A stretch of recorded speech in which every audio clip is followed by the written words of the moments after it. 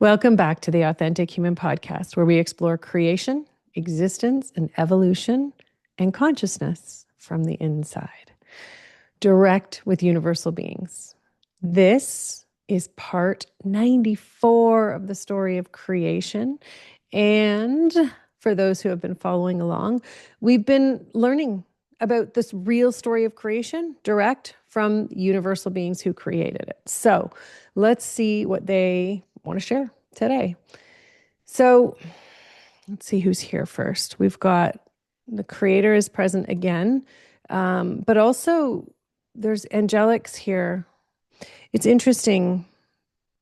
So I will encourage you, if you feel energy, to definitely open up and feel the energy as I'm speaking. A lot of the times the words will end up just being confirmation, but also if you're not familiar with feeling energy, just relax into the sensations of your body and notice what your senses are telling you. Because a lot of the time, right, the senses are how your body is processing energy, and it's letting you know. We just have been taught to ignore those things and that they're not really happening. So I'm going to encourage you to give it a shot. Okay. So we've got second stream angelics today, which are their master role in the universe is holding space and participating in the creation of experience itself for existence. So they built on what the creator originally intended for free will and for, all of the beings in his universe to participate in exploring your own potential. And then he created the first stream of angelics, who created matter and the concept of matter itself. So the foundation of energy is what creation is built on. Okay. So matter is an extension of energy. And this is what it's interesting, because the second stream angelics, who are all about experience, want to take you back to the original intention of creation itself, inside of the aspects of bringing matter into creation. So in order to create matter, okay, and it's interesting that the second stream are explaining what the first stream did. This is very interesting to me. So I'm sure there's a reason for it as well.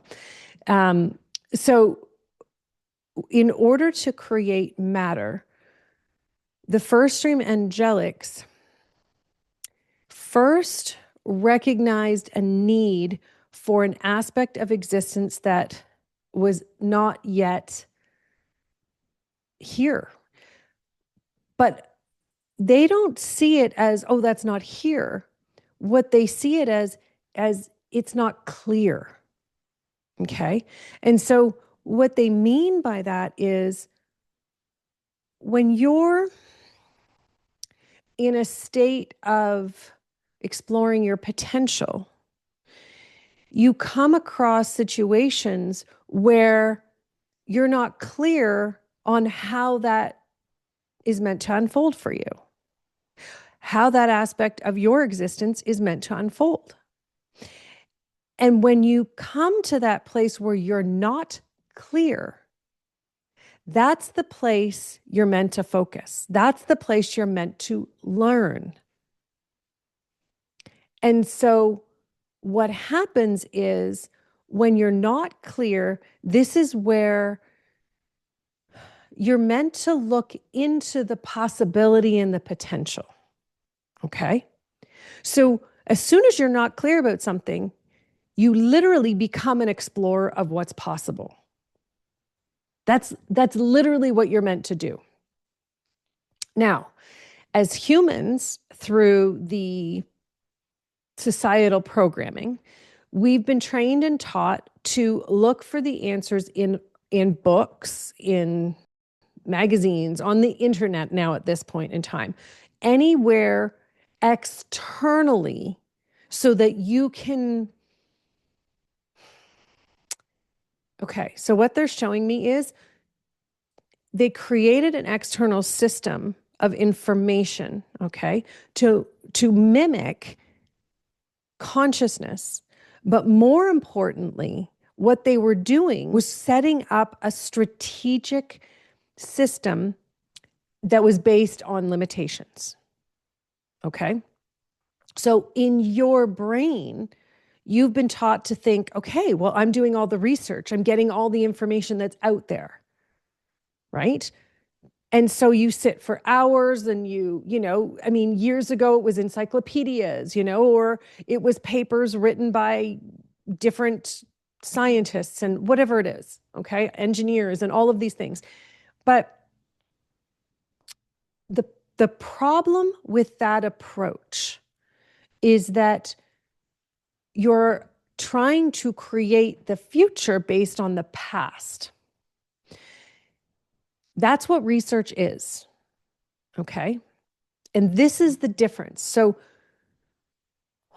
for every aspect of existence that is based on manipulation and control, they will do typically a 90 to 95% similarity with the actual aspect of existence, so that your instincts are telling you, yep, this is the way to go. Okay. And then the training is that, just bear with me for a minute, okay?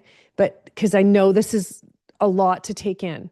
But what happens is that last 5 to 10%, okay, that training trains you to ignore your instincts and brings you to that place of acceptance, right? Acceptance of, oh, this is just how it is. Okay. So when you find yourself going into an exploration and possibility, and then you go, well, this is just the way it is. It can't happen this way, or this won't work. You see, they strategically designed that so that even when your instincts were there, they were telling you which direction to go, you were still going to be defeated. So your instincts were telling you, this is what's possible, or we don't know what's possible, explore here. And you would start doing research and you would start doing explorations and you would start, collecting information. You were collecting information from inside a system that was strategically designed to make you believe in limitations, not possibility. Okay? Because when you collect information from books, from humans in any way, okay? Even that's why I'm always encouraging you to feel the energy when I'm communicating, because it's not coming from me.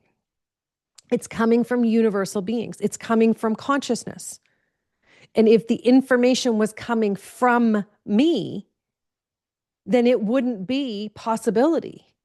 It would be Michelle's perspective of what the universe is sharing. That's why I spent literally over 20 years learning how to do this, understanding the universal aspect of purity. Why? Because I needed to understand what impacts our energy. And I studied that for 20 years. What impacts not only our energy, but our ability to receive information through energy, free of any human interaction, opinion, perspective, anything. I had to understand it. Otherwise, I wouldn't be able to be doing this with you. And so what they're saying is, when we come to this place, okay, where we're curious about an aspect of existence. Now, when I say an aspect of existence, okay, I know it sounds really big and it sounds universal, but if you're having an experience with parenting, for example, and you're like, this isn't working, what I'm doing isn't working. So what can I do? How can I change this? And if you go and start asking your friends what they're doing, and you start doing research from other experts and asking them what they're doing, what's happening is you're not following the energy of what you're meant to be doing. Now, when I say what you're meant to be doing, it's a combination of two things, okay? First and foremost, it's your energy. And second, it's the energy of anyone else involved in the situation. Your job is to feel into it with a purity that has zero attachment to any expectations. Zero. Okay? This is really tricky in this day and age. Why? Because most of our attachments are based on our fears of whatever it happens to be. If with children, it's often, I want to make sure that they're going to be successful. I want to make sure they're going to be able to know how to do this and that they don't do this and they do this, right? Sometimes in romantic relationships and partnerships, it's I need that person to see me. I need that person to understand me. Same thing in work relationships. So it's understanding that your communication with the universe, with consciousness, how you receive information, okay, is based on your attachment to your expectations. And your expectations are based on your fears, typically. Okay? That's not how you were created to exist. I studied this intensely for 12 years because I wanted to understand. When I asked the universe, what's humanity's greatest challenge? This was quite some years ago, and they said self-worth.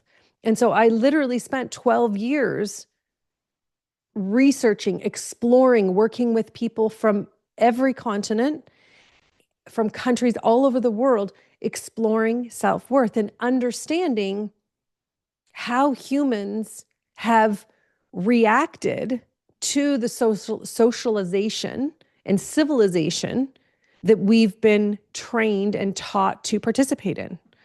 And it's fundamentally different than our original existence. And so that's what the angelics, the second stream of angelics, are sharing today, is that in order for the first stream to create matter, they had to be able to explore the potential of what could happen, what was to come. So it's understanding that what was to come had to come from an exploration of what was possible. And they wouldn't have known what was possible because they had to be curious about it. The reason they're sharing this with you is that's the fundamental aspect of co-creation for the entire universe. That's how the second stream of angelics create experience. It's the same thing. It's how every human soul creates their experiences in your life. So every experience you have is a co-creation, even the ones you don't like. And what's happening is you don't like them because you're living based on a lie as your foundation. And this is what we're trying to clear up. So the foundation, the lie that's the foundation, okay, is based on where your information needs to come from. This is the biggest lie in existence. Ultimately, if you are interested in something, your interest alone is not only your soul speaking through you, okay? Could be anything that you're interested in. You don't like your relationship. You don't like how you're being treated in your relationship, and you want to understand how to change that. You don't, your health is not where you want it to be. You want to change it. Whatever you're interested in, this is really important. A lot of people say to me, well, I don't feel like I'm supposed to change the world. You're changing the world when you follow your instincts and what's of interest and what's important to you. Why? Because it's important to you for a very specific reason at this state in evolution. All of humanity came in for a specific reason right now. And your job is to figure out what that reason is. But again, you're not figuring it out like going to school and studying encyclopedias to say, oh, that one feels right and this one feels right. Stop doing that. What you're meant to be doing is following your instincts. What's of interest to you? Okay? Here's the thing. If you want to make money, go learn about making money. Feel into it.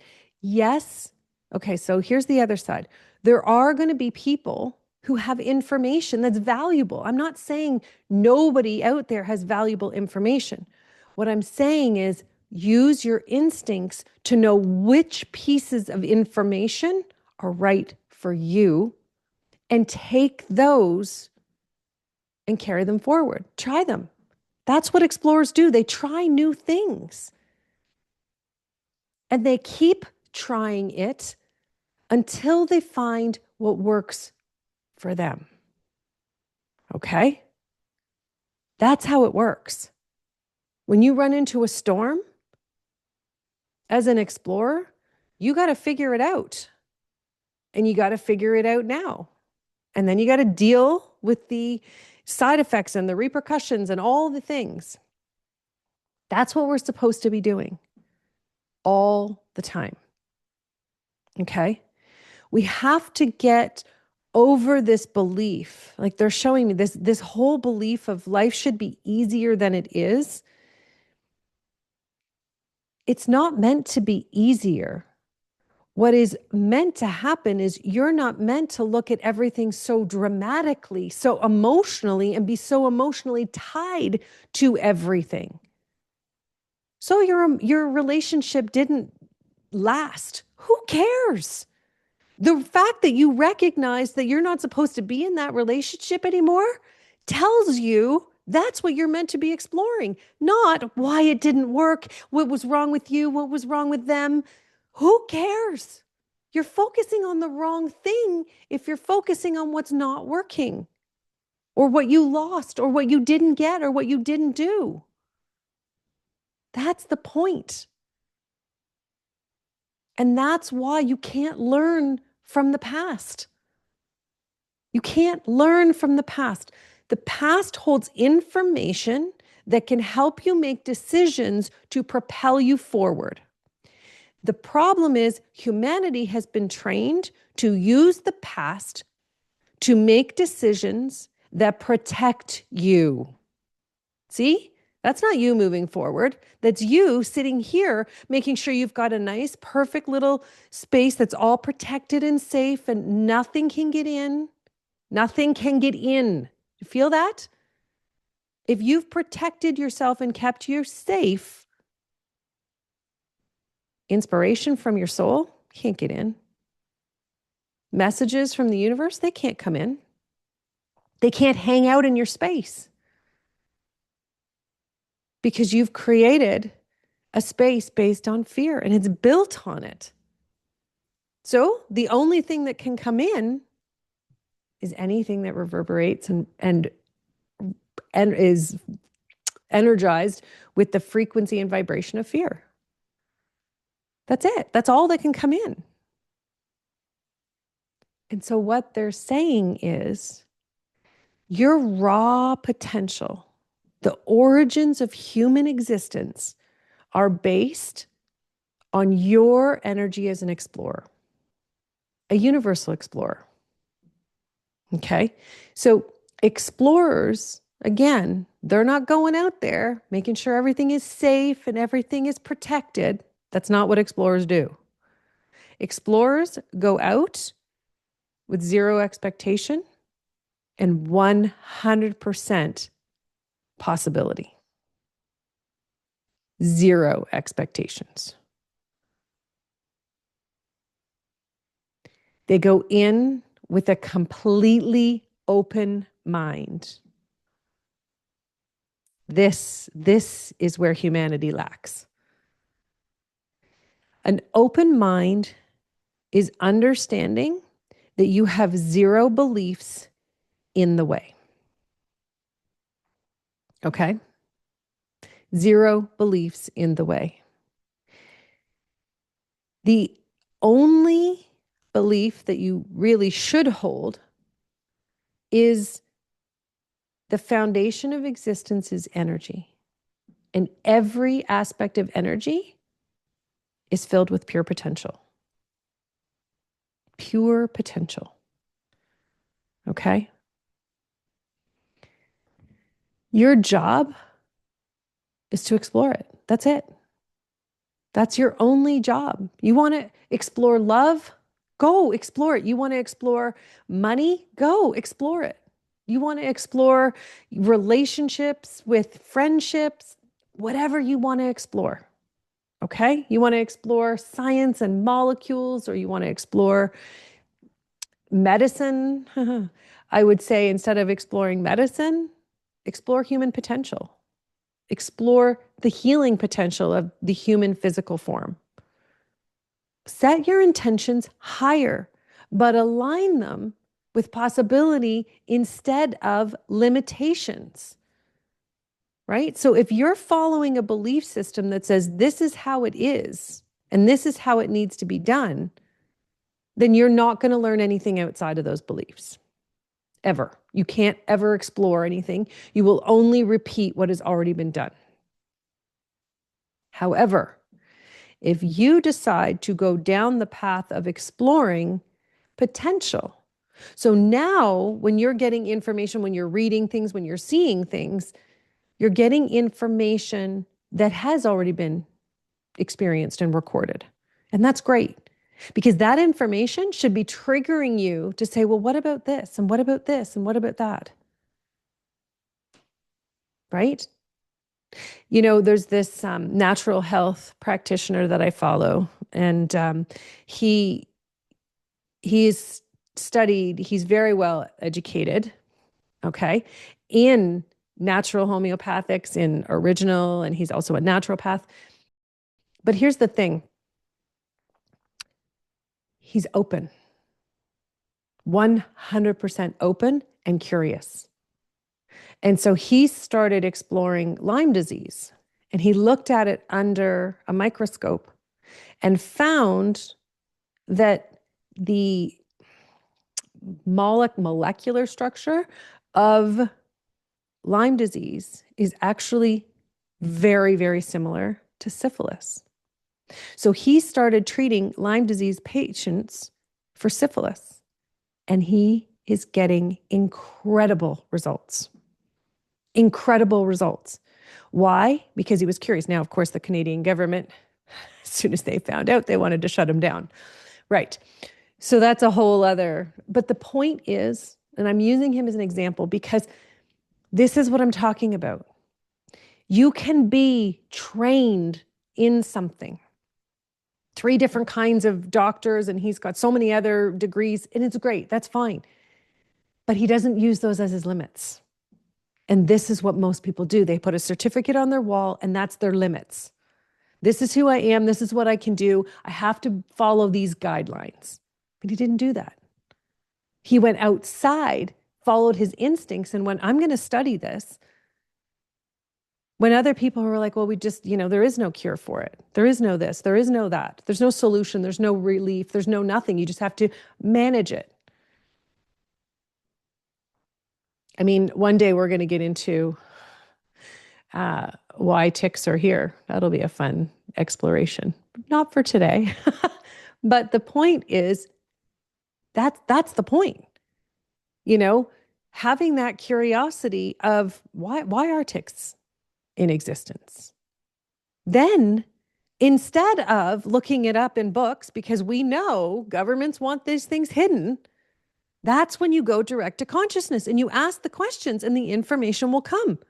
As long as you're open. It will not come if you have an attachment of any sort to the information that comes through. I learned that by doing this work. When I first started communicating, and I would notice if it was a friend or a family member, and I was like, oh, that information coming through is going to make them feel uncomfortable. And I would distort the information.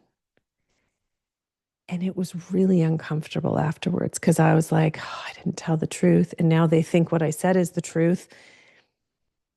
And that didn't feel good. It didn't feel good at all. But you know what else happened? I closed my window to the universe. I shrunk it down and I shrunk it down. And I went, well, this doesn't feel good. But I didn't know it didn't feel good until I explored it. So what? Who cares? I did it. And I learned from it. That's the point, guys. And then I went, well, this doesn't feel good. That's not who I want to be. It was about how I want to feel at the end of the day. And it came back to, I want to feel like I made a difference, that I shared universal truth. And then you know what started happening? I started changing people's lives. Why? Because I didn't care. I didn't care about anything other than truth and making sure that they heard the truth. So then I had to learn how to share the truth with compassion and respect. Zero pity, zero pity. I had to learn about what pity is and how destructive it was, because that's what I was doing. I was using pity to communicate. Well, that was sucking for everybody. But the moment I shifted into truth and I committed to myself first, and I genuinely wanted not only to share truth, but to hold that space of truth so that that other person could feel it. That's when information really started coming. That's when my work and my impact in the lives of others really started to make a difference, a huge difference. And that's when it just changed. It changed everything. All of a sudden, there were people from countries all over the world, continents everywhere. And they were all reaching out, all through word of mouth. Why? Because truth has a vibration that communicates that way. And when people feel truth, it changes you instantly. You don't have to wait weeks or months for, to see the results of your transformation. It's instant and it keeps unfolding. That's co-creation with the universe. That's co-creation with the universe. That's exactly what the second angelics want to explain, is understanding that when you remain open and you're committed to exploring an aspect of existence, the whole universe works with you. And you're co-creating experiences for yourself, for others, no matter what it is, whatever depends on whatever you're interested in. And for me, it was twofold. I was learning how humans were impacted by control and manipulation, but I was also learning how to help us get out of this situation. I was learning about truth. I was learning about universal communication. I was learning about soul communication and soul interaction and universal interaction. And I was building my relationship with all these universal beings. Now they're like friends. I know exactly who's coming into my room, into my space, into my vibration and frequency. I know when it's not appropriate, when there's beings that don't belong. It's brilliant. Why? Because I explored what I was interested in. And I didn't put any limitations in the way. Right? And that's the one thing, the spiritual world is a tricky world to navigate, because we come into this place and we're like, finally, you start to surround yourself with spiritual people and spiritual teachings. And, you're like, this feels good. But there's a lot of spiritual leaders in this world who want to be that. They want to be leaders. They want to control and manipulate your outcome. They want to create modalities. They want to create systems for you to step into to try and make it easier for you. So right there, they have an attachment to the outcome, and their intention is not pure. It's not aligned with universal wisdom. When you understand that every human in existence is on their own journey of exploration, if you can hold space and honor that for them, whether it's your children, whether it's your parents, whether it's your friends, whether it's complete strangers, but they're part of your community, but you can hold that space for other humans, all of humanity wins. In the last couple episodes, we've talked a lot about one person has the potential to impact 1 million people in the world. It's that. It's you holding that belief that everyone is here on their own journey. When you can hold that level of respect, free of any judgment, whether judgment is tricky because there's a lot of times where we're like, oh, that's not judgment, or that is judgment, okay? Judgment is anytime you're deciding if what they're doing, they should be doing or they shouldn't be doing, okay? There's a difference between recognizing the truth of what someone else is doing and understanding that information so that you can now decide who you want to be, okay? So this is where a lot of people are like, oh, I don't want to judge them, okay? And so what ends up happening is, they stay in a bad situation, whether it's a relationship or a job or whatever it is that they've outgrown because they're worried about judging. Here's the thing, okay? This comes back again to your reason and your exploration.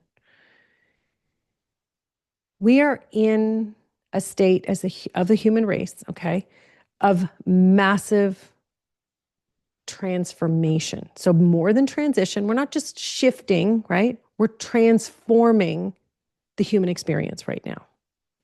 So any relationship period, whether it's your career, whether it's your personal life, it doesn't matter. Family, all of it. Anything that doesn't feel right has to change. And if you're the one that it doesn't feel right for, then it's because you're the one who needs to instigate the change. Why? Because you see that it needs change. Do not wait for the other person to get it or to want to participate.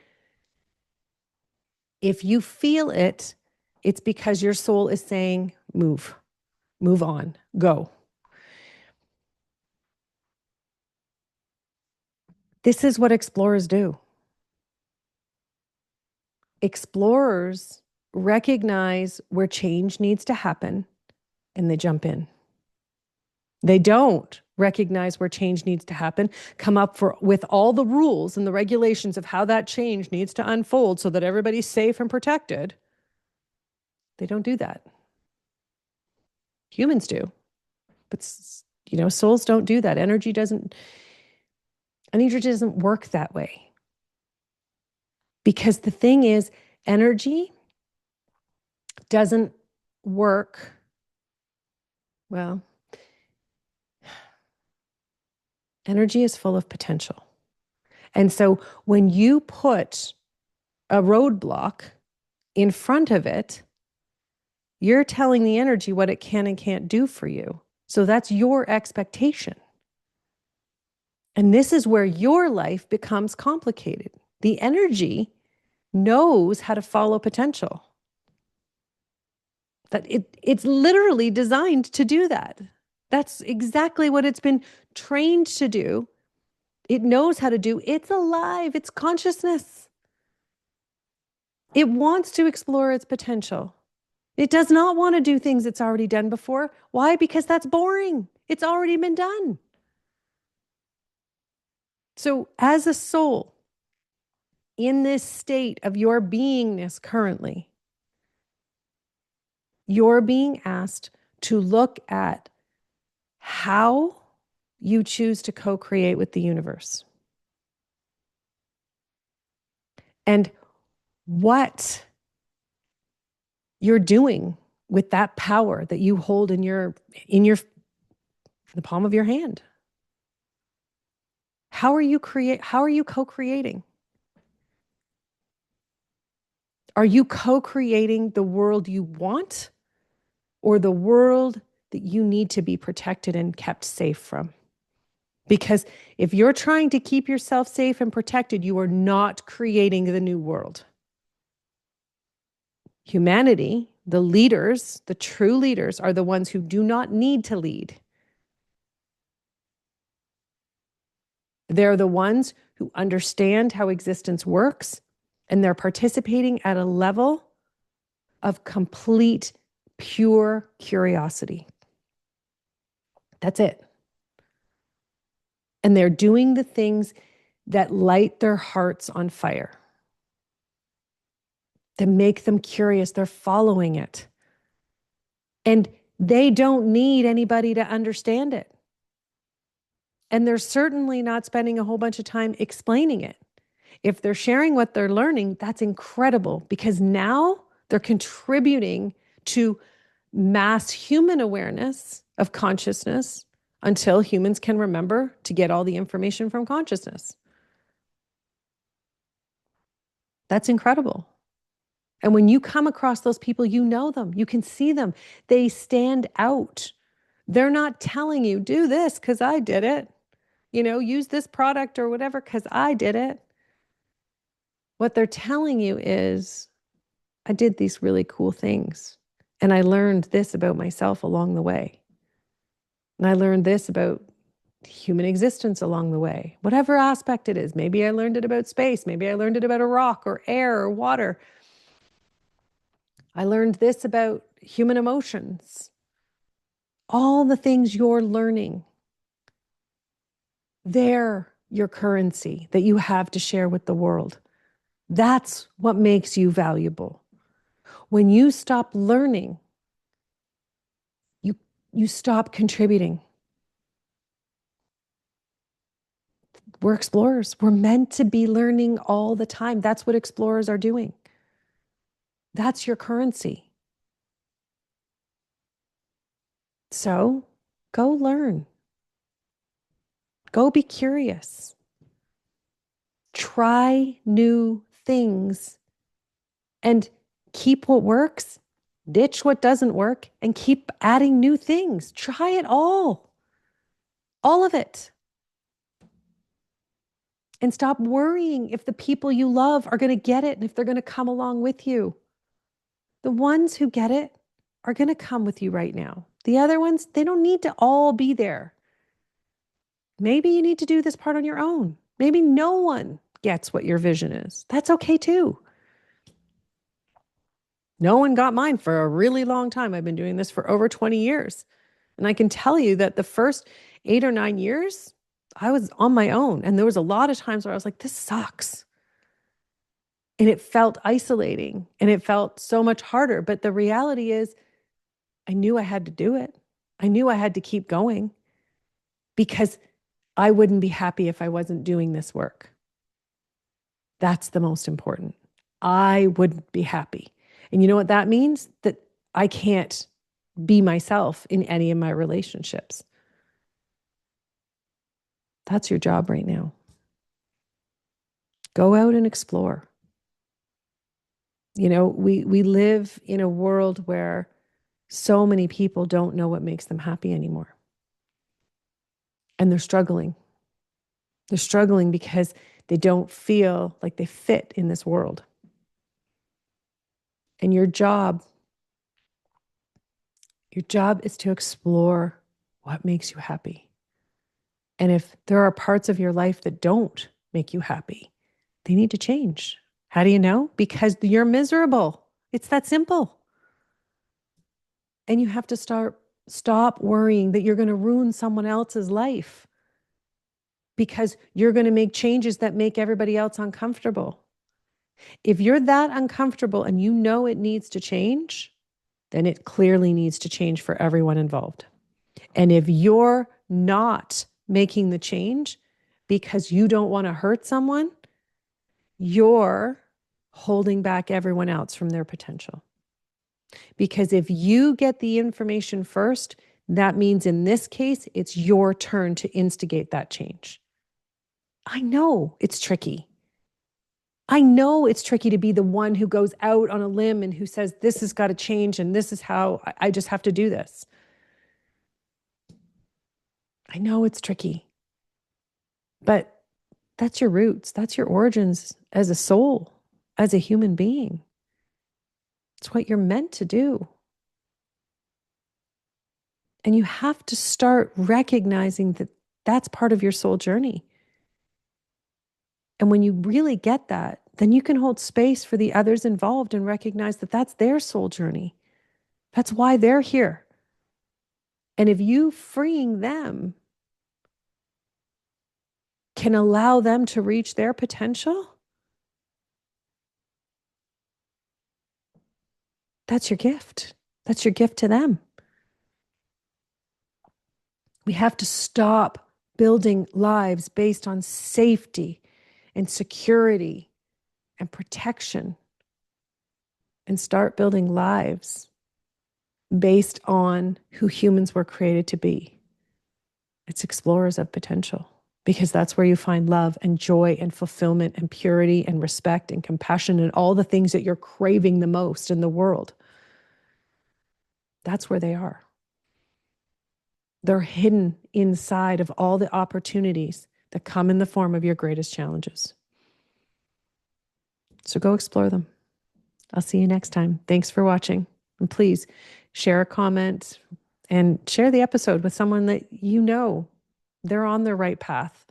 And you'd want to let them know that you know they're on the right path. Thank you. Bye for now.